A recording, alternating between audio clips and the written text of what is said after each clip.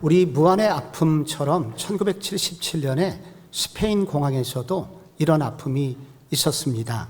이륙을 준비하던 페남기라는 비행기가 대기 중이던 KLM 항공기와 충돌을 해서 많은 사람이 죽었는데 승객과 승무원 528명이 사망하는 사건이 있었습니다.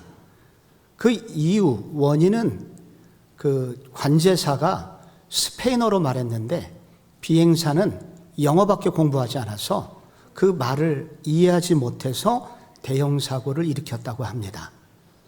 언어가 다르다는 것은 우리에게 분열을 일으키고 싸움을 일으키고 심지어 이렇게 사람을 죽이는 일도 생기게 되는 것입니다. 그러나 같은 언어를 쓴다고 해서 또 말이 통하는 것은 아닙니다. 어느 전철에서 할아버지가 청년에게 물었습니다. 청년, 이 전철 기름으로 가나? 아닙니다, 할아버지. 전기로 갑니다. 그래서 황급히 할아버지가 내렸는데 얼마 후에 안내방송에 나옵니다. 다음 정차역은 기름역입니다. 만원 버스에서 버스가 확 밀리면서 어느 청년이 엉겹결에 할머니의 엉덩이를 이렇게 만졌다고 합니다. 할머니가 말씀하셨습니다. 청년 이거 성폭행 아닌가? 아니, 이게 성폭행이라니요. 정말 성폭행 아니야? 그때 옆에 있었던 여학생이 말해 주었습니다. 할머니, 이 버스 성폭행 맞아요. 라고 얘기를 해 주었다고 합니다. 왜 이런 일이 생기게 되는 걸까요? 인간은 자기가 듣고 싶어 하는 것만 듣기 원하는 경향이 있기 때문이라고 합니다. 이것을 선택적 경청이라고 합니다.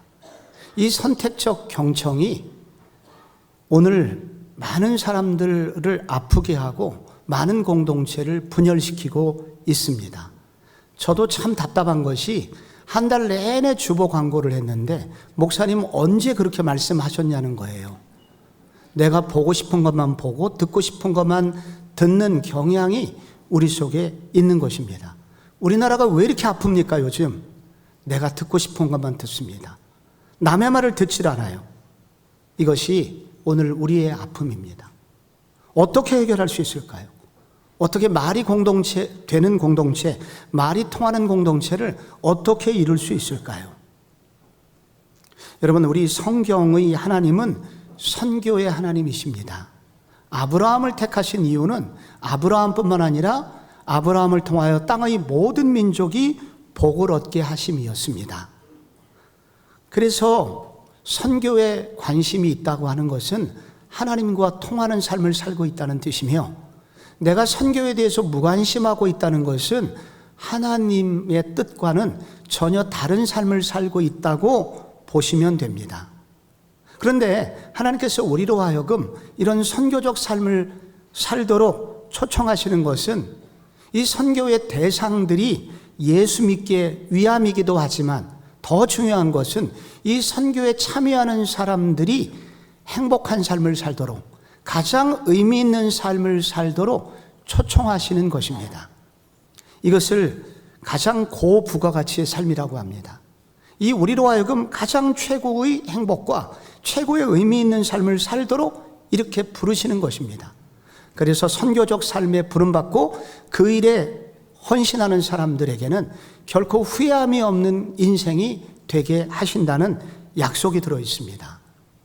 그래서 예수님께서는 제자들에게 떠나시기 직전에 땅끝까지 이르러 복음의 증인이 되라.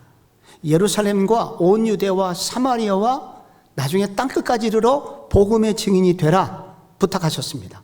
이렇게 사는 것이 너희들의 인생의 가장 고부가가치 인생이 될 것이기 때문이다 라는 약속이 거기 들어있는 것입니다. 그런데 이런 땅끝까지 이르러 복음을 전하는 선교 비전을 이루기 위해서는 조건이 하나 필요했습니다. 그것은 예루살렘을 떠나지 말고 약속하신 것을 기다리는 것이었습니다. 그 약속하신 것은 바로 무엇일까요? 성령의 세례입니다.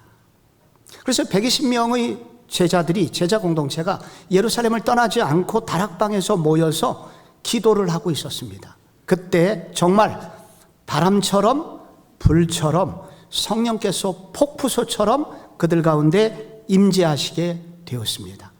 그런데 이 성령이 임재하시자 그 나타난 결과가 있는데, 그것은 바로 4절처럼 그들이 다른 언어를 사용하기 시작했다는 것입니다. 이것을 방언이라고 하지요. 성경에서는 방언이 두 종류가 있습니다. 사람에게 하는, 사람끼리 통하는 대인 방언, 또 하나는 하나님과 대화하는 영적인 언어, 이게 대신 방언입니다. 그런데 여러분, 사도행전 2장에 이 오순절 성령 강림의 결과 제자들이 말했던, 120명의 제자들이 말했던 그 방언은 무슨 방언이었을까요? 둘 중에 무엇이었을까요?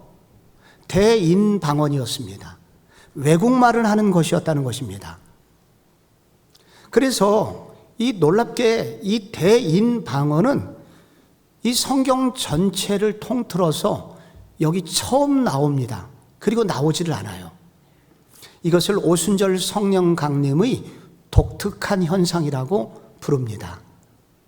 대인 방언이 그들에게 터지게 된 것입니다.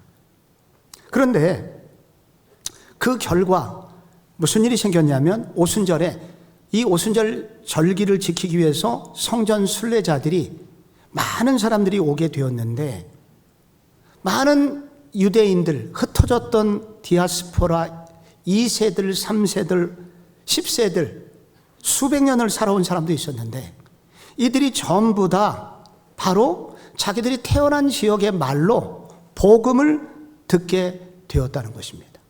그래서 그들이 11절에 하나님의 큰일을 말하는 것을 듣는도다.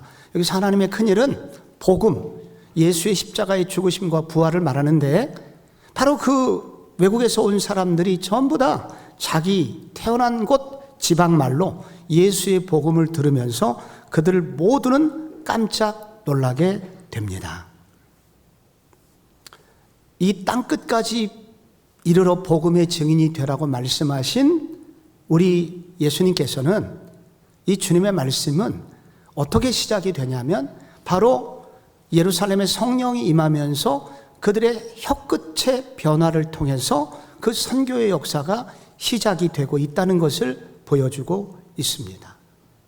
성령이 임하셔서 다른 것을 한 것이 아닙니다. 혀끝을 변화시키신 것입니다. 혀끝의 혁명이 일어나게 된 것입니다. 그래서 이 언어의 기적이 바로 사도행전 2장의 핵심입니다. 왜 이런 일이 생겼을까요? 성령이 오셔서 다른 일도 많이 일어나거든요. 그런데 왜 성령께서, 오순절 성령께서 오셔서 가장 먼저, 그리고 이렇게 이 언어의 혁명적 변화를 일으키는 일을 하셨을까요? 이것이 우리 성도들에게 주는 도전은 무엇일까요?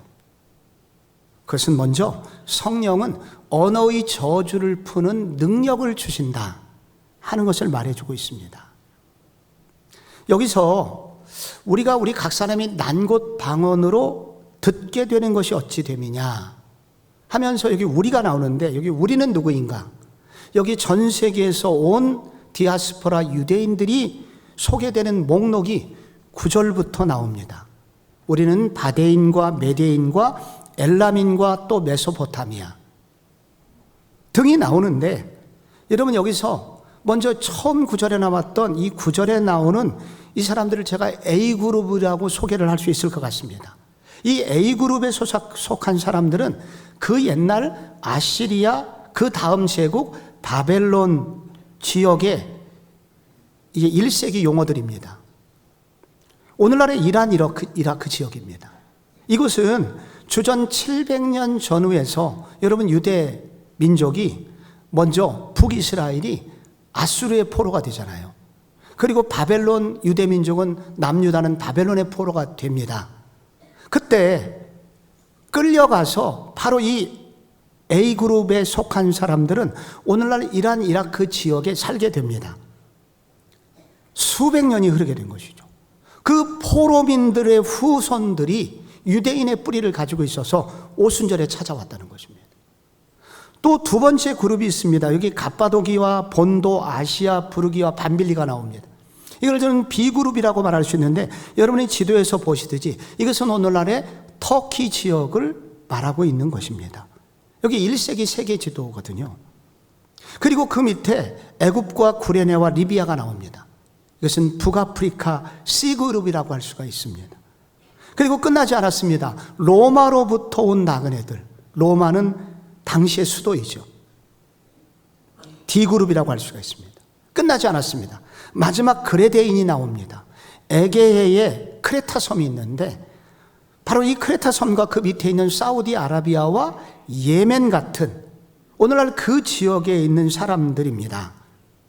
당시에 유대인들은 600만 명 정도였습니다. 세계적으로. 근데 본토에 사는 유대인은 100만 명에 불과했고, 나머지 500만 명은 전 세계에 흩어진 유대인들이었습니다. 그리고 그 흩어진 그 과거의 이력을 보면은 바로 적어도 700년 전부터 끌려간 포로민들 그 후손들이라는 것을 우리가 방금 들었습니다. 그래서 태어날 때부터 언어가 이란, 이라크 언어를 쓰게 됩니다. 집에서 히브리어를 배웠지만 매우 서툴렀습니다. 지금 미국에 한인교회의 깊은 고민이 있습니다. 지금 이제 한국에서 이민 간 지 40년, 50년이 지나고 있거든요. 그래서 이민 3세, 4세들이 태어나는데 부모들하고 언어가 통하지 않습니다. 할아버지, 할머니하고는 더 통하지 않고 있습니다. 그래서 미국의 많은 교회들은 EM, English Ministry의 그 부서가 옛날에는 부서였는데 개별 교회로 다 독립을 하고 있습니다. 거기에 EM에 맞는 목사님들을, 담임 목사님을 따로 초청해서 한 건물 안에 한인교회와 EM교회가 분리되어서 운영되는 교회가 확산되고 있습니다. 그만큼 언어의 장벽은 어려운 것입니다. 그런데 그 유대인 후예들이 바로 이 오순절 절기를 맞아서 예루살렘에 방문은 했지만은 언어가 안 통해서 답답해하고 있었는데, 갑자기 이 갈릴리 사람들이 자기 난곳 방언으로 말을 거는 것입니다. 그리고 예수의 죽으심과 부활을 막 설명하는 것입니다. 그래서 이들은 매우 감동을 하게 되죠. 그래서 얼마 후에는 하루에 3,000명씩 이들 중에서 교회를 다니는 사람들이 생기게 되었던 것입니다.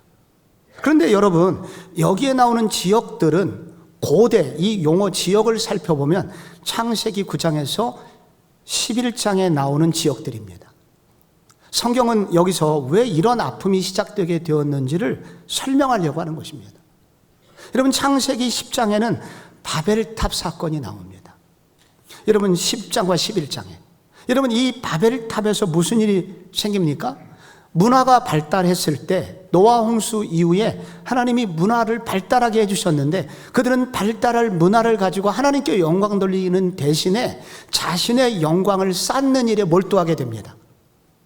그래서 신도시를 건설하고 신도시 중앙에 높은 타워를 건설하게 됩니다. 그게 바벨탑입니다. 그것은 바로 교만의 상징이었습니다. 하나님은 그들을 징계하기로 작정하셨고, 그래서 그 창세기에 그 10장 7절에 그들이 서로 알아듣지 못하게 하자 하시고, 9절에 그러므로 그 이름을 바벨이라고 하니 이는 여호와께서 거기서 온 땅의 언어를 혼잡하게 하셨음이니라. 자고 일어났는데 그들이 언어가 달라지기 시작한 것입니다. 그때부터 분열이 시작되고 싸움이 시작되고 전쟁이 시작되게 된 것입니다. 이것을 바벨의 저주라고 합니다. 언어의 저주가 임하게 된 것입니다. 그런데 이런 언어의 저주는, 언어로부터 시작된 저주가 분열을 일으켰고, 이 분열의 아픔과 그 저주는 어떤 지혜로운 왕도 해결할 수 있는 문제가 아니었습니다. 아무도 해결할 수가 없었습니다. 그런데 오늘 무슨 일이 생겼습니까? 오순절 성령 강림으로 말미암아서 어떤 일이 생겼습니까? 그 언어의 저주가 풀리게 된 것입니다. 방언이 임하게 된 것입니다. 말이 통하게 된 것입니다. 서로 이해하게 되었고 하나가 되는 일이 생기게 된 것입니다. 바벨탑은 모든 민족을 흩어버렸습니다. 그러나 오순절 성령은 모든 민족을 하나로 모았습니다. 모든 민족이 한 백성임을 확인하게 해 주었습니다. 이전에 전혀 느낄 수 없었던 동질감을 가지게 도와 주었습니다. 여기 성령님이 어떤 분이신지 나타나고 있습니다. 성령은 아무도 해결할 수 없었던 갈등의 원인을 해결해 주실 수 있는 분이십니다. 성령은 인간으로서는 도저히 넘어설 수 없는 이 언어의 장벽을 해결해 주실 수 있는 분입니다. 성령은 이 언어의 장벽 때문에 생긴 분열과 미움과 분노를 일순간에 해결해 주실 수 있는 능력을 가지신 분입니다. 성령은 우리의 좁은 시야를 확 열어서 우리만 하나님의 사랑을 받는 백성이 아니라 우리 안에 들지 않은 또 다른 사람들도 하나님의 백성이라는 것을 깨닫게 해주는 신비한 은혜를 베풀어 주십니다. 성령은 아무도 풀 수 없었던 이 저주의 문제를 해결해 주실 수 있는 분이심을 알려주고 있습니다. 오순절에 임하신 성령은 원수로 끝날 수 있고 전혀 남남으로 끝날 수 있는 이 사이를 언어의 장벽을 깨뜨리시고 하나 되게 하시는 은혜를 베풀어 주셨습니다. 이상혁이라는 선교사님이 계신데 이분이 채워주심이라는 책을 약 한 18년 전에 20년 전에 책이 있었습니다. 미국 애리조나의 북동쪽에 호피족이라는 인디언이 살았습니다. 여기 선교하시는 분인데 여기 해마다 단기 선교팀이 와서 함께 복음을 전하는데 첫 번째 단기 선교팀이 보스턴에서 왔습니다. 보스턴이 유명 대학이 많이 있거든요.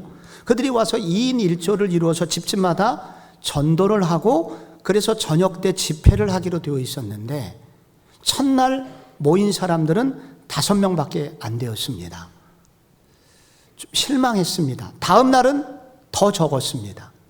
셋째 날 침울한 마음으로 그들이 오전에 기도회를 하고 있었습니다. 그때 MIT 공대 박사과정에 있던 형제가 일어나 이렇게 말했습니다.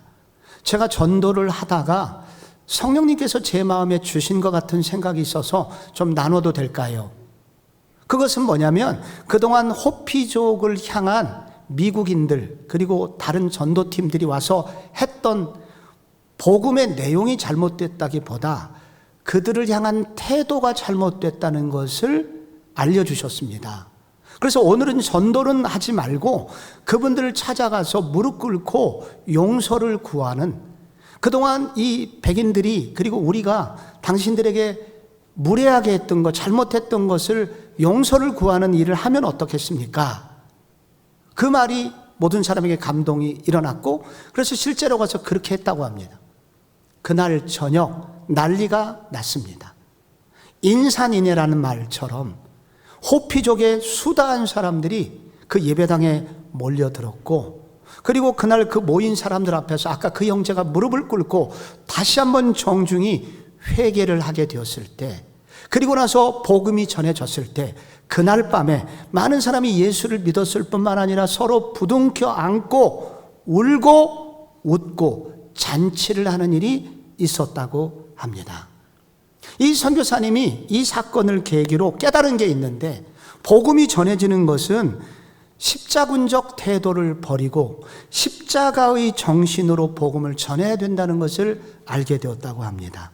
내 속에 은근히 내가 저들보다는 낫다는 이 교만과 그리고 저들을 무시하는 그런 태도들이 바로 복음의 최대의 방해꾼이라는 것을 깨닫게 되었고, 선교는 이러한 태도가 아니라 무릎 꿇고 기도할 때, 낮은 곳에서 무릎 꿇고 그들을 섬기려고 할 때 선교가 진행되는 것을 깨닫게 되었다고 합니다.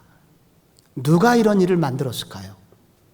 성령께서 한 형제를 깨닫게 하시고, 성령께서 선교사님을 깨닫게 하시고, 성령께서 저분들의 마음을 열어서 하나 되게 하신 것입니다. 성령은 이런 분입니다. 성령은 우리의 죄를 깨닫게 하고 도저히 말이 안 통하는 사람과 말이 통하는 사이가 되도록 우리를 연결해 주시는 분이심을 알려줍니다. 언어의 저주를 무너뜨리시고 그리고 새로운 은혜의 물결을 가져오시는 분이 성령님이십니다. 왜 혀끝 혁명이 바로 사도행전 초기에 나오게 된 것일까요? 두 번째로 성령은 수신자가 배려받는 언어를 하게 하심으로써 수신자와 말하는 사람 사이를 하나 되게 하시는 능력이 있기 때문입니다. 여러분, 여기 베드로가 일어나서 설교를 하게 됩니다. 그런데 이제 120문도가 아니라 베드로 혼자 설교를 해요. 베드로는 히브리어 혹은 당시에 그 민간에서 쓰고 있었던 용어가 아람어입니다. 시리아 용어인데 이 용어를 가지고 설교를 했을 것입니다. 그런데 여기 천하 각국에서 오신 분들이 다 알아듣게 된 거예요. 그래서 이 사도행전 2장에 나오는 방언은 말하는 사람에게만 말의 변화만 있는 것이 아니라 이 말의 영향력이 듣는 사람까지도 변화시키고 있다는 것을 알게 됩니다. 그래서 이 오순절 성령의 역사는 방언의 역사이면서 동시에 듣는 사람들의 귀를 열어주는 청각의 역사이기도 합니다. 이것을 수신자 위주의 언어라고 부릅니다. 베드로는 자기 말로 설교를 했습니다. 혹은 방언으로 설교를 했습니다. 말은 한마디입니다. 그런데 천하 각국에서 온 사람들이 모두 다 알아듣게 됩니다. 모두 다 자기 말처럼 느끼게 됩니다. 이런 성령의 언어가 그들을 하나로 묶어주고 있습니다. 선교학자 중에 바바라 그림스라는 분이 있습니다. 모국어를 사용하는 제자들이라는 책을 쓰신 분인데 이분이 이 선교의 사역의 여러 그 내용들을 통계를 냈습니다. 내보니 선교사들이 통역관을 붙여서 복음을 전할 때는 회심의 역사가 매우 적더랍니다. 그런데 선교사가 부족하지만 모국어를 배워서 복음을 전하려고 할 때 회심의 역사가 기하급수적으로 늘어나는 것을 발견하게 됐답니다.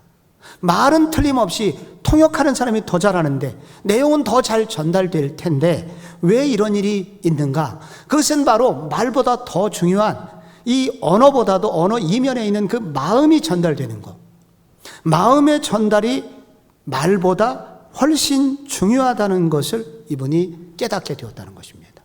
그래서 바로 이 사도행전 2장에 나오는 이 방언의 역사는 성령의 역사인데 이 성령님이 하시는 역할 중에 하나는 뭐냐면 우리가 말을 하는 사람의 이 마음까지도 듣는 사람의 마음에 적절하게 들리도록 하는 역사, 능력을 가지고 계시다는 것입니다.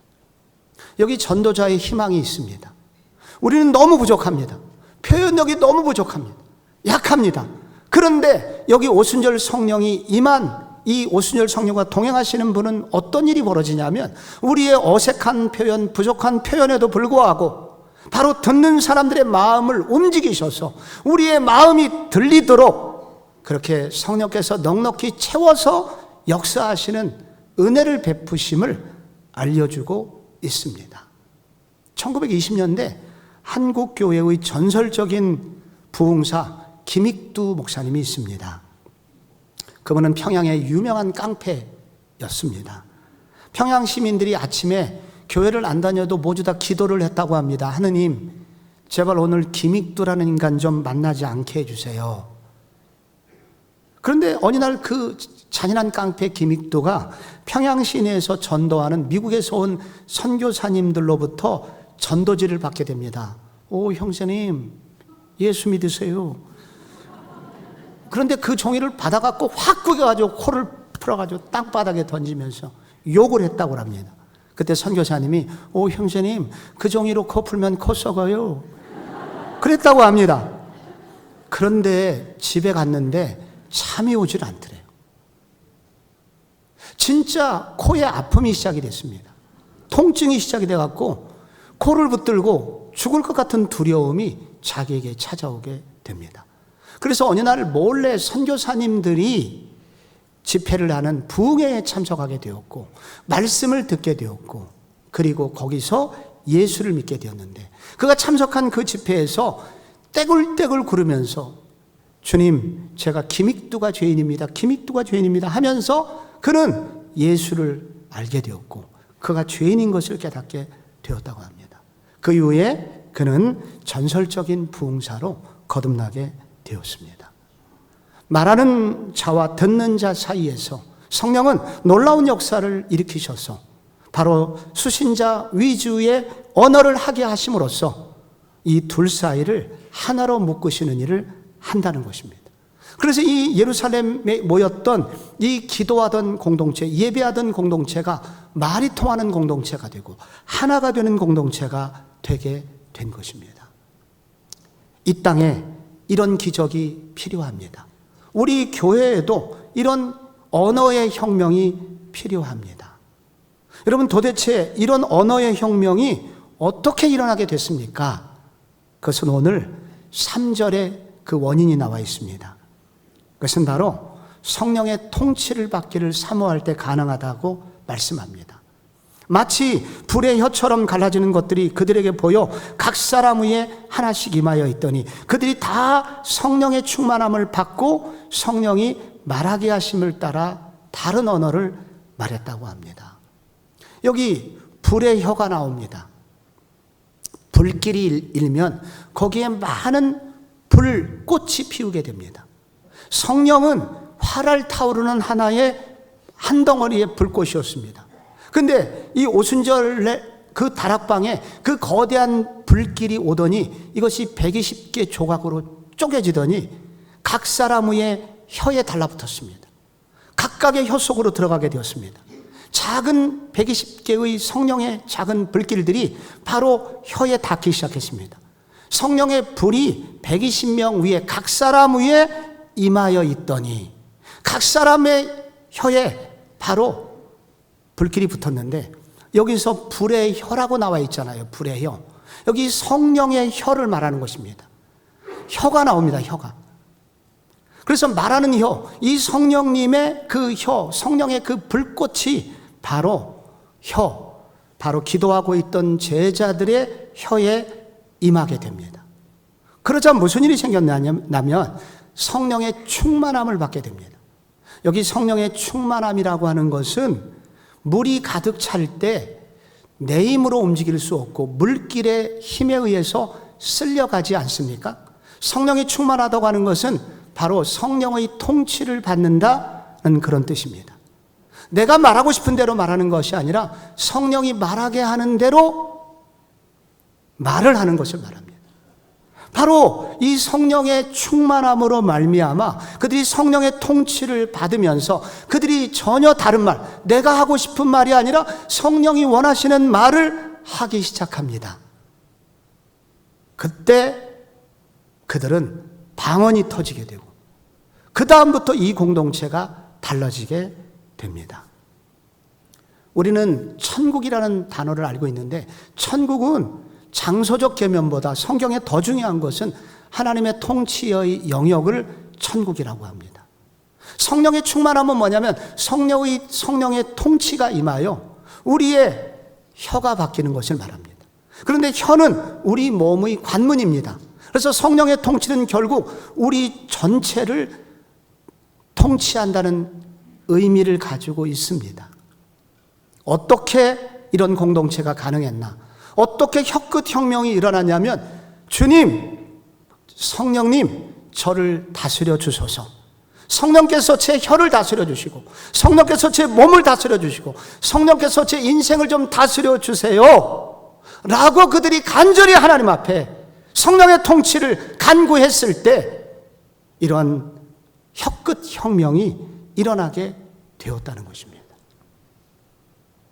그런데 성경은 이와 같은 혀끝의 변화가 일어나기 전에 또 하나 더 중요한 변화가 있어야 됨을 알려주고 있습니다. 그것은 뭐냐면 그리스도의 마음으로 접붙임 되어야 한다는 것을 알려줍니다. 이것은 뭐냐면 여러분 1절에 오순절 날이 이미 이름에 이렇게 나와 있습니다. 이 모든 일의 시작이 1절에 오순절날이 이르렀기 때문에 가능했다고 합니다. 구약에 3대 절기가 있어요. 유월절, 오순절, 장막절. 근데 이것은 여러분 구약에 나오는 이 절기들은 앞으로 하나님이 이루실 구원의 계획을 설명하는 절기들입니다. 여러분 이 유월절은 연초에 있습니다. 그래서 우리 설날과 마찬가지예요. 근데 이 유월절날 무슨 일을 하냐면 어린 양을 잡아서 죽여서 피를 뿌리고 그 어린 양 고기를 먹습니다. 그리고 그때 또 하나 일이 있는데 그때 이스라엘의 첫 번째 곡식 보리를 추수하는 때입니다. 근데 이 보리는 맛이 없는 음식입니다. 그래서 이 맛이 없는 보리떡을 만들어서 그때 유월절날 먹기 시작합니다. 그러나 가난했던 시절에 이 보리떡이 없이는 이 어린 양 고기를 먹지 않으면 그들은 죽을 수밖에 없는 것입니다. 그래서 그들이 간절히 기다리는 날이 있는데 오순절입니다. 50일이 지나면 오순절이 오는데 오순절날은 이 이스라엘의 주식인 미리 추수가 시작되는 시작이 됩니다. 그래서 미리 추수가 되면 그것을 빻아서 맛있는 떡을 만들어서 소제를 성전에 드리고 그리고 이스라엘 백성들은 그 떡을 먹기 시작합니다. 그래서 오순절은 이 축제, 풍성함에 즐거움이 있는 축제입니다. 여기서 중요한 게 있습니다. 이 오순절의 축제는 뭐 때문에 가능했냐? 유월절의 희생 때문에. 유월절에 어린 양의 고난과 보리떡이라는 그래도 그 고마운 음식이 있어서 50일을 버티게 해준 겁니다. 그 결과 유월절의 기쁨이 오순절의 기쁨이 생기게 되었다는 거예요. 오순절날이 이미 이름에 라는 이걸로 시작하는 것은 하나님의 시간표를 말하는 것입니다. 오순절의 이 놀라운 기쁨의 축제가 어떻게 오게 됐냐? 그것은 바로 유월절 때문이었다. 유월절을 기억나게 해주는 것입니다. 그래서 유월절의 어린 양의 희생 덕분에 오늘 우리는 이 오순절의 축제, 이 놀라운 하나됨의 역사를 맞이하게 되었다 하는 것을 이 성경은 맨 처음에 1절에 기록을 하고 있는 것입니다. 여러분, 오해하면 안 되는 게 제자들이 기도 열심히 해서 성령이 오신 게 아닙니다. 예수님의 희생이 먼저 있었기 때문에, 그분의 십자가의 죽으심, 어린 양의 고귀한 희생이 있었기 때문에 그 이후에 때가 돼서 성령이 오시게 된 것입니다.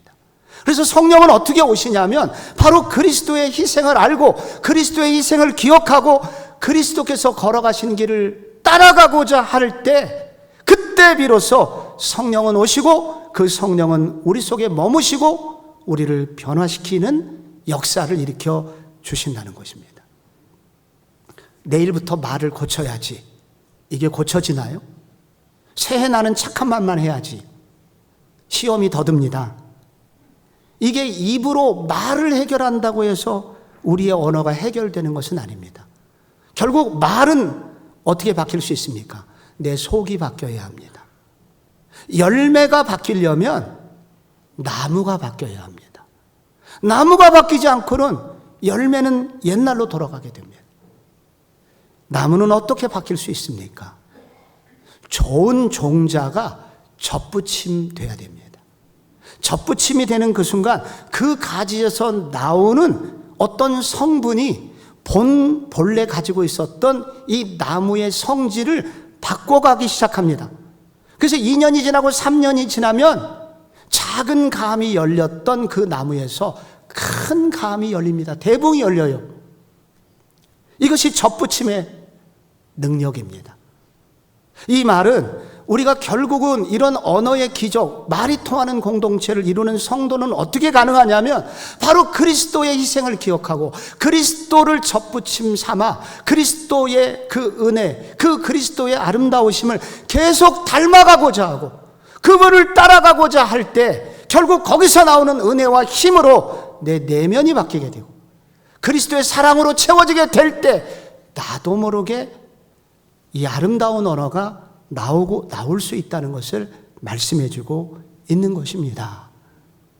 여러분, 예수님은 30세에 오셔서 3년 쌈박하게 사역하고 승천하신 분이 아닙니다.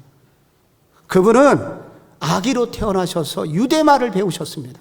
히브리어, 아람어를 배우셨습니다. 그리고 배우고 왜 배우셨냐면 천국 복음을 그들이 모국어로 알아듣게 하려고 히브리어를 배우셨습니다. 그리고 아람어를 배우셨습니다. 그리고 마지막 예수님 돌아가실 때 엘리 엘리 라마 사박다니 말씀하셨습니다.